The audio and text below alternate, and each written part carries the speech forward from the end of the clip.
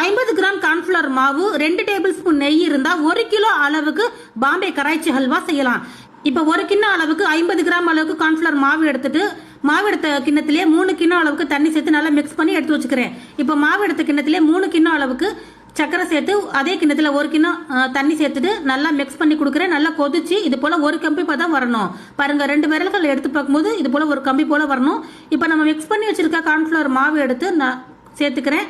கொஞ்சம் கொஞ்சமா சேர்த்து நல்லா மிக்ஸ் பண்ணிட்டு அடுப்பை மீடியமா வச்சு மிக்ஸ் பண்ணி கொடுத்துட்டே இருங்க. ஒரு 5 நிமிஷத்துலயே நல்லா இது போல திக்காய் வந்துடும். நல்லா ஒரு 5 நிமிஷத்துல இது போல திக்காய் வந்த உடனே இன்னொரு 5 நிமிஷம் நல்லா மிக்ஸ் பண்ணி கொடுங்க. இந்த அல்வா ரொம்ப சீக்கிரமா ஒரு 15 நிமிஷத்துலயே செஞ்சிடலாம். இப்ப 2 டேபிள் ஸ்பூன் அளவுக்கு டூட்டி ஃப்ரூட்டி சேர்த்துக்கிறேன். ஒரு 10 பாதாம் பருப்பு நான் கட் பண்ணி வச்சு சேர்த்துக்கிறேன். நட்ஸ் எது இருந்தாலும் நீங்க சேர்த்துக்கலாம். இப்போ இதுல 2 டேபிள் ஸ்பூன் அளவுக்கு நெய் சேர்த்துக்கிறேன். நெய் சேர்த்துட்டு நல்லா மிக்ஸ் பண்ணி கொடுக்குறேன். இதுல 1 பிஞ்ச் அளவுக்கு மஞ்சள் ஃபுட் கலர், கொஞ்சமா ஏலக்காய் தூள் சேர்த்துக்கிறேன். டேஸ்டா இருக்கும். இது கடைகளில் வாங்கினா அதிக விலை. ஃபாலோ பண்ணுங்க, ஷேர் பண்ணுங்க.